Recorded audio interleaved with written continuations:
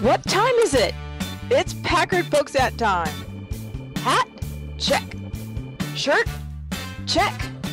Pants? Optional. Mug? Double check. Check us out at cafepress.com/PackardPokesAt where you can get all this great merchandise and more. Do you like Packard Pokesat and want to hear it on demand and on the go? Download the free app today at Stitcher.com. Available on iOS, Android, Nook, and iPad. This is Packard Pokesat, and I'm poking at your news.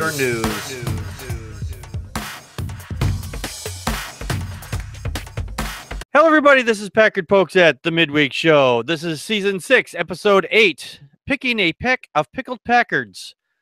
Try to say that 3 times fast. I dare you. I won't even attempt it. I did it once, and I don't think I can do it 2 more times in a row. And no, I'm not pickled. Although I'd like to have some pickles right now, though. I am just craving pickles. So I don't know if I'm pregnant.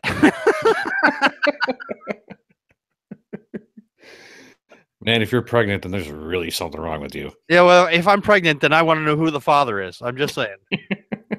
So, anyway, Matt, you have a story for us tonight. Yes, I do. Okay. Apparently, Mr. Trump, our lovely president, runs scared and calls off the IQ challenge he issued against Rex Tillerson this morning. Yeah, I heard about this. He was like saying stuff like he was smarter than Tillerson, and he'd put him up to an IQ test or whatever. And I had also seen that somewhere that this one institute that basically does the whole IQ stuff, Mensa, and they said, well, we'll administer the test between the two of yous.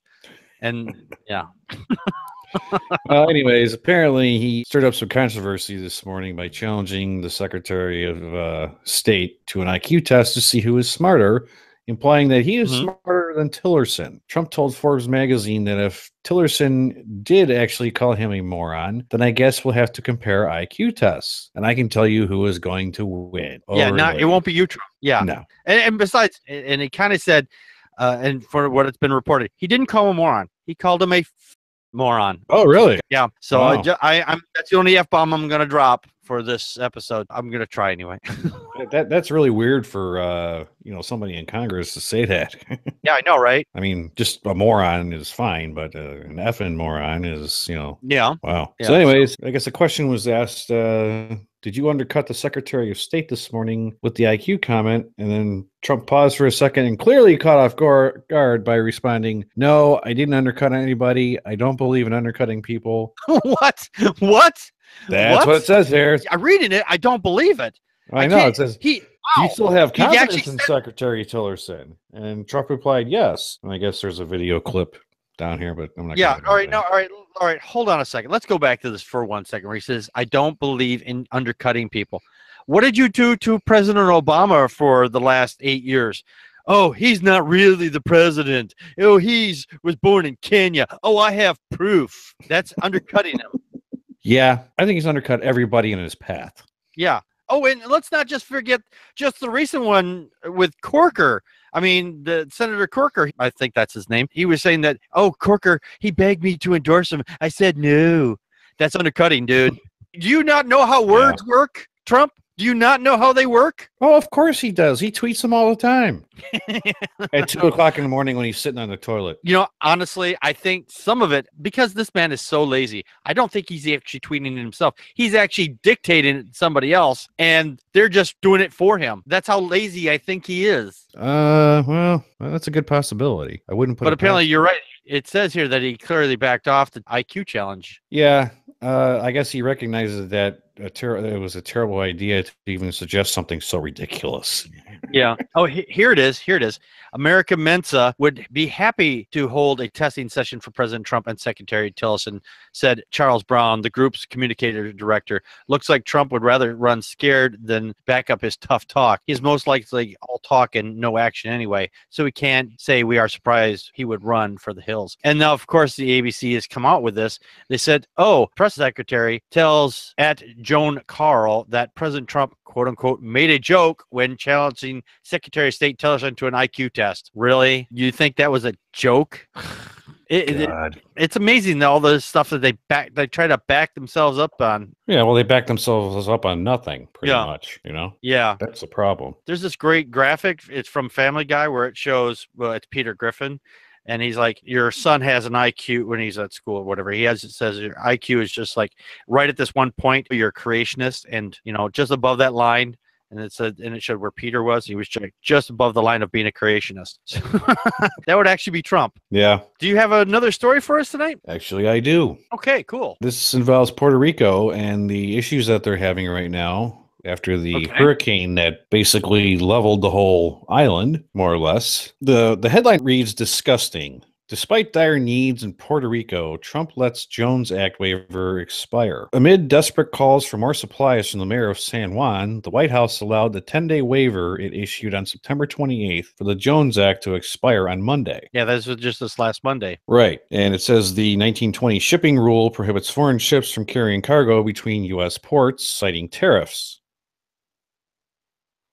And I guess the subject was an outcry last month over the Trump administration that raised alarm with its slow response to Hurricane Maria's devastation in Puerto Rico. Despite President Trump's statements about the strong recovery Puerto Rico has made and his declaration that Maria was not a real catastrophe like Katrina. Yeah. Really? Yeah, he said, Katrina, that was a real disaster, because he was comparing death counts. Because Katrina killed a few more people, whatever the number was. And down there in Puerto Rico, there was maybe 11, 15 people that got killed. So obviously the Katrina was worse because more people died. It's not a contest, dude. It's really not a contest. Actually, originally what was reported, it was 16 deaths for several days without being updated. And then it went up to 36. It says that number is expected to rise as rescue crews make it to areas of the island that have been isolated since the hurricane struck on September 20th. So there's still parts of the island that they haven't combed through yet. Yeah, and from last time I heard, they are still about 80% without power. They've got maybe 20% power restored to the island right now. I saw something in the news today, and they said it was like around 16%.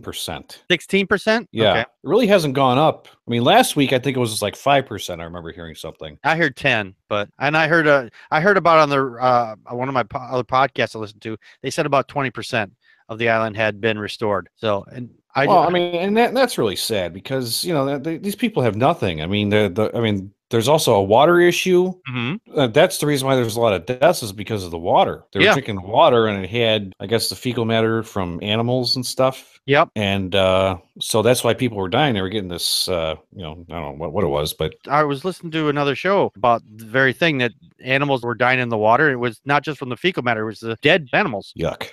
Yes. Yeah. Feel so sorry for those people. Yeah, I have a story here too. Everybody's familiar with Johnny Cash. I mean, he passed away some time ago, but his music lives on. So does his family. And there's been a lot of talk with the NRA. And Johnny Cash's daughter came out against the NRA. Shocking, I know, right? She says that NRA funds domestic terrorism. Can you imagine that? Writing an op-ed for the New York Times, daughter of legendary country singer Johnny Cash called on modern-day country and American roots musicians to endorse stricter gun control laws in the mass shooting in Las Vegas, which was the most deadly in U.S. history. I would just preface that with in modern history, not in all history. You're right. Pointing to the National Rifle Association, or the NRA, Roseanne Cash said the organization is attempting to use the country music artists for their own propaganda while hiding, quote, something deeply sinister and profoundly destructive, unquote. There is no other way to say this. The NRA funds domestic terrorism, she wrote in an op-ed. Country musicians stand up to the NRA. A shadow government exists in the world of gun sales, and the people who write gun regulations are the very people who profit from gun sales, Cash wrote. The NRA would like to keep it that way, and I completely agree on that point. Cash also asked for fellow artists to speak out against the NRA, even if it means they might be bullied. And the NRA is really good about that. They say,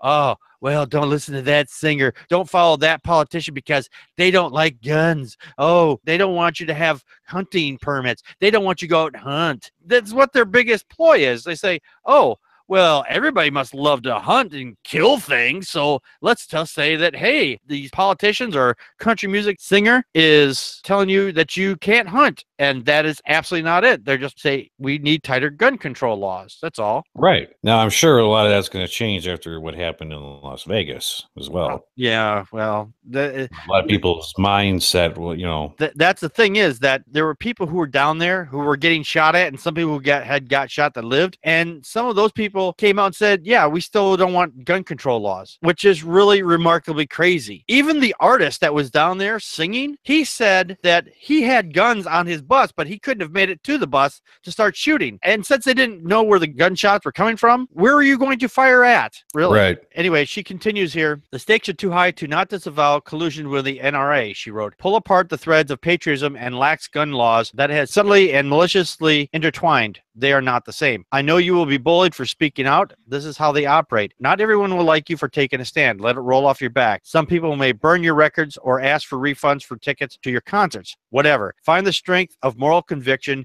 even if it comes with a price tag, which it will. Don't let them bully you into silence. That's where their power lies. It is in the silence of rational voices and in the apathy of those who can speak the truth to power. I am glad that she's actually standing up to this stuff. I'm sure there's going to be people out there going to say, well, your daddy would have said X, Y, or Z, or might have said side with the gun lobby, or the NRA. And that doesn't mean anything. Just because somebody in your family member, your father, mother, aunt, brother, sister, uncle, whatever, says, hey, you should be doing this, doesn't mean squat. You are your own individual person. So if you're trying to shame them by saying, well, you're dishonoring their memory or whatever, then you can go take a hike. Right. Yeah, that's just... The NRA has so much power, and that's why nothing is being done about guns. I mean, I believe that if you're a responsible gun owner, yes, you do have the right to have guns. It's getting guns out of the hands of people that don't need them. Yeah, exactly. We need, definitely to get them out of those people's hands. I mean, then there's always those people that make the argument, well, about those people that drive trucks. So, yeah, imagine that if they could have the guns could be licensed, regulated, and have insurance for them. That's the same thing, obviously. But right now, you need a license to carry a gun. You need a license in most places to carry a gun. Right. But you don't have to carry insurance for that. And I think if gun owners had to carry insurance, the insurance companies would basically make the NRA and the gun lobbies, and the gun manufacturers, it would bury them, literally. Oh, of course. Just in the fees alone. And if you had to say, let's just say you had a 22 handgun, whatever. Let's just say your insurance premiums for that is $500 a month. And your deductible is $1,000, whatever it is, your deductible is. And if you don't have the insurance and you shoot somebody even accidentally and you don't have that insurance, then you get a $100,000 fine or something like that. Make the fine so egregious that getting the insurance would be the thing to do to mitigate that. Right. Then people would rather opt for the insurance regardless of the amount. And guns are not cheap to begin with. If you can afford a gun, you should be able to afford the expensive insurance. If you can't afford the expensive insurance for it, then you don't have the toy, period. Well, what'll happen. Well, I mean, even though it won't happen, but even if it did happen, then people are going to be getting guns on the underground. And if they have better gun control on this, and then the chances of them selling and closing up those loopholes is so they can't buy them from the underground. And if they are caught with it, then they go to jail. Right. So they tighten up those laws. And that's another one of the arguments. So then they could just the criminals can get guns. Well, then if you tighten up the gun laws, then the criminals can't get guns either. That's the whole point. While we are poking at your news, you can poke us at Facebook and Twitter, or poke us with an email at ppapodcast@gmail.com, or leave us a message at 662-709-PPAP. Join us live on YouTube/Packard Pokesat on Friday nights at 9 p.m. Central Time. Be part of the conversation by live chatting with us during the show. Enjoy the show? Help support us by becoming a monthly patron at patreon.com/Packard Pokesat, or look awesome by buying something at cafepress.com/Packard Pokesat. No money, no problem. You can help us by sharing the show with friends and rate us on iTunes and Stitcher. For everyone that shares and rates us, you kick ass. The Atheists the Bible. And No Wardrobe, the podcast. Wait a minute. No wardrobe? You mean we're going to be naked while we do this? Well, seeing how I'm an atheist and I'm reading the Bible, and since clothes are flammable, Fire! Fire! Fire! I thought it might be a good idea to take them all off first. Naked or not, follow along as we read, analyze, and try to keep you from falling asleep as we go through this boring-ass book. Find us on iTunes, Stitcher, and Spreaker. Who knows? We may even be on YouTube someday.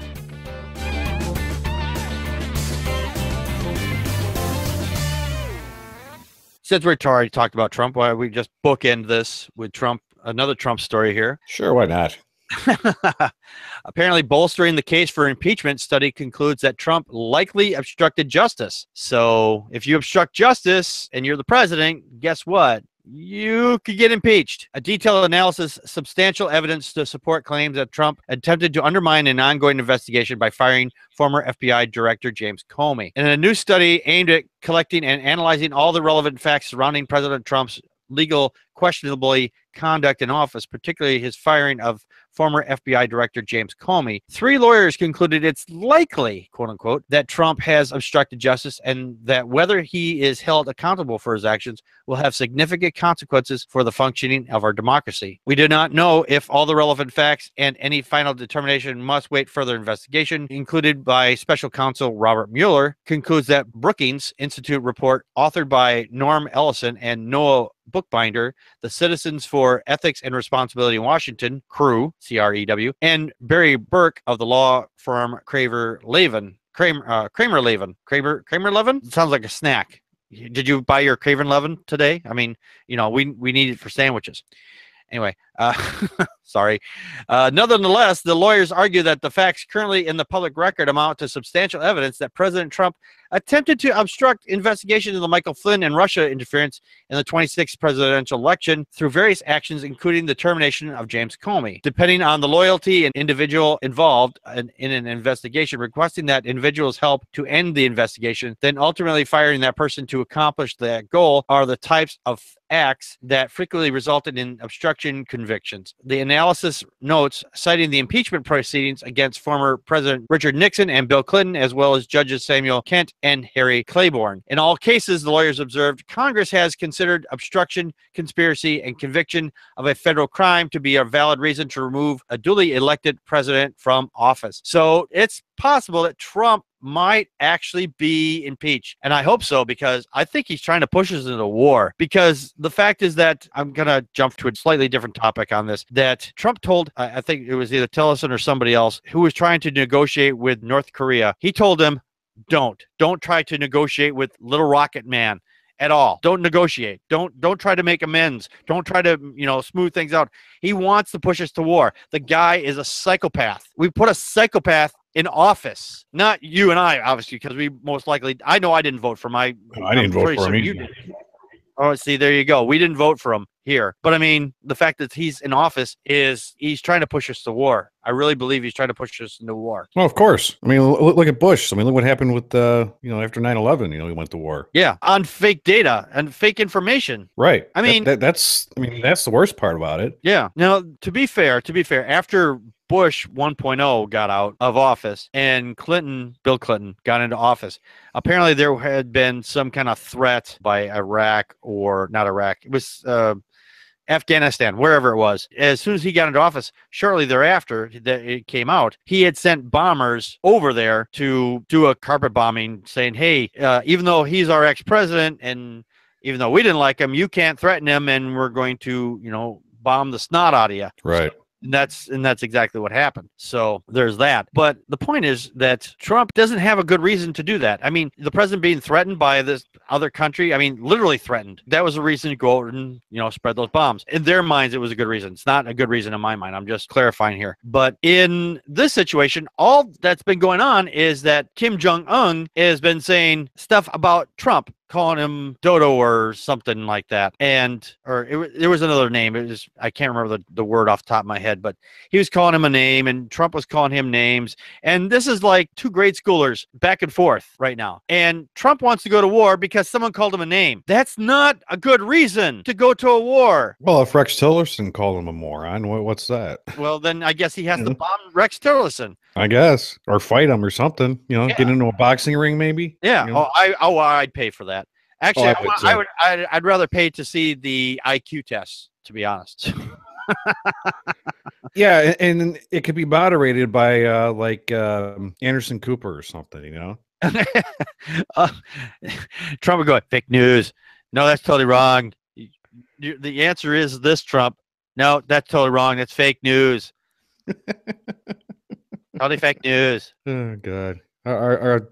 Just you have to kind of look at this and just laugh when you think about all this stuff that's going on. It's worse than a 3-ring circus. Yeah, it is. It really is. We do have a little time left here. I do have a story that just popped up on my feed here. It kind of just within the last few minutes, actually. And it's from Yahoo News. In a historic change, the Boy Scouts are going to let girls into the Boy Scouts. So it's not going to be the Boy Scouts anymore. It's the Boys and Girl Scouts. In its latest monotonous shift, the Boy Scouts of America will admit girls into the Club Scouts starting next year and establish a new program for older girls based on the Boy Scouts curriculum that enables them to aspire to the coveted Eagle Scout rank. Apparently founded in 1910, long considered a bastion of tradition, the Boy Scouts have undergone major changes in the past 5 years, agreeing to accept openly gay youth members and adult volunteers, as well as transgender boys. The expansion of girls' participation announced Wednesday after unanimous approval by the organization's board of directors is arguably the biggest change yet, potentially opening the way for hundreds of thousands of girls to join. Many scout organizations in other countries already allow both genders and use gender-free names such as Scouts Canada. I did not know that. I didn't know that either. But for now, the Boy Scout label will remain. There are no plans to change our name at this time, said spokesman Effie Delamonsky, said in an email. Under the new plan, Cub Scout dens, the smallest unit, will be either all boys or all girls. The larger Cub Scout packs will have the option to remain single gender or welcome both genders. The program for older girls is expected to start in 2019 and will enable girls to earn the same Eagle Scout rank that has been attained by astronauts, admirals, senators, and other luminaries. Boy Scout leaders said the change was needed to provide more options for parents. So does that mean that the Girl Scouts are going to allow boys in there? I'm just wondering. But then do the boys have to wear the dress? I don't know. Do the girls have to wear pants? I don't know. The boys join the Girl Scouts, so they have to sell cookies. Because I'd rather be eating them. I'm just saying, because those cookies are delicious. Yeah, me too. I know. They are, aren't they? I like the Thin Mints. Yes. Oh, yes. Yes. Those are awesome. And you know what? They actually taste good if you put them in the freezer. Yes, they do. Yes, they do. When I was younger, I knew this girl, and I had bought like $20 worth of box of cookies. And they say, well, he did it because he likes this girl. It's like, no, I just like the cookies. I didn't care about her. I just happened to know her. I didn't buy it because I liked her. I just bought it because I wanted the cookies. So I was 12. What do I know? Yeah. But I'm kind of glad that they are doing this. There's still so much to be done for the Boy Scouts. They have yet to admit atheists. Until they start admitting atheists into the ranks, I still label them a hate group. I will not endorse them in any way. If I see someone's with a Boy Scout troop and they're like selling hot dogs or whatever, I'm like, nope, you're not getting my money. I will not support you because you do not let atheists into your groups. Yeah. Well, I mean, I know they're a religious organization, aren't they? Yes, they were. Well, they not. Yes, sort of. Yeah, but yes, sort of no, because they take government grants. They're technically not supposed to be though, because they take government money partially for their organization. Since they take government money, they are technically supposed to be secular, but they do kind of skirt the law with this religious stuff a little bit. Yeah. Well, it's like the Salvation Army. Like, they don't hire gay people at all because they're religious. No, yeah, I know they don't. In fact, if you're a gay man and you need some place to sleep, like sometimes they have the houses that they put up or whatever. If you're a gay man, you're not allowed to stay there either. So how do they know if you're gay or not? I don't know. They show you a picture of a naked guy. If you get an erection, you you can't go in. I guess I don't know how they do it. Either they ask them or maybe they make them pull their pants on. I really don't know. I don't know how they do it. So yeah, I'm just curious. That's all about how. Yeah, I'm not sure, but I know that there's been times there's things I've heard over the years where someone that was gay and they found out that they were gay after the fact, and they kicked them out of the shelter home or whatever that they had set up. So they were not allowed to be there just because of the fact that they were gay, which is kind of nonsense. I know we're getting a little bit off track. We were talking about the Boy Scouts. Now we're on to the other place. Boy Scouts, Salvation Army. What's the difference? Yeah, them. So it's all the same stuff. Yeah, they all wear uniforms, and they all think they're like military or something. One of the things is, as I recall, the Boy Scouts, one of their mottos is, their pledge, I guess, they have to serve God and country or whatever. So I'm just thinking, okay, if the military has to turn to the Boy Scouts for help, oh man, we are in some serious trouble. I'm just saying. Yeah. Can you imagine that call? Our military is gone. We need the Boy Scouts to save us. I could just see this little 9-year-old. Oh, I don't want to go to war, Daddy. I'm sorry, son. You've been called to duty. Well, never mind. I was going to say something, but Well, no, what are you going to say? Get all these gangbangers and stuff and put them in the war. No, So yeah. they like shooting, Yeah, I've had conversations about stuff like that, and they make some sense in that. So I won't get into it here because I didn't want to. Yeah, that's all right. No, I'm glad you brought it up, but I mean, it's just one of those question mark things where Right. So yeah. Sometimes it doesn't go anywhere, Yeah, exactly. It's exactly. But again, I'm glad to see that they are expanding their program. And when the day comes that they say, you know what, atheists are allowed to come in, we won't push religion on these kids anymore, and then I will be willing to endorse them. Until then, I won't. And one of the major changes they changed back in the 1960s, just for historical stake, is that they used to have a manual, and in one of it they said, don't masturbate because it makes God cry, or you grow hair in your hands, or some nonsense. But they said, it would cause all kinds of weird stuff if you masturbated, and which was patently untrue. It was completely untrue. So it was just nonsense. Anyway, that's it for us tonight. I want to thank everybody that came to the show. If you would like to join us for Friday at 9 p.m. Central Time, that's at Chicago time. So just look for Chicago, whatever time it is in Chicago, then subtract whatever hours you need to get to Chicago time. There it is. We'll be back on Friday at 9 p.m. Central Chicago time. If you would like to make a donation to the show, go to paypal.me/PackardPokesat. You can make a donation as little as $1 once a month or more every week or whatever. And if you'd like to make a donation to the show on Patreon, that's patreon.com/PackardPokesat, and there you can make a donation for per episode donation. So if you donate $1, it'll be $1 per episode. So we started that last month, and if you would like to make that donation, go right ahead. For people who would like to make a donation for, at say, $20 per donation per episode, at the beginning of the show, once the payments have gone through and everything, the following month, you send me a message and I will read your message on the show at the beginning of the show, whatever it is. So for $20 per episode for 1 month, and I will read something that you wrote on the air for you, and it'll remain on the podcast forever. So there's that. Get out your checkbooks. Have a good night. Good night, everybody. And that's a wrap.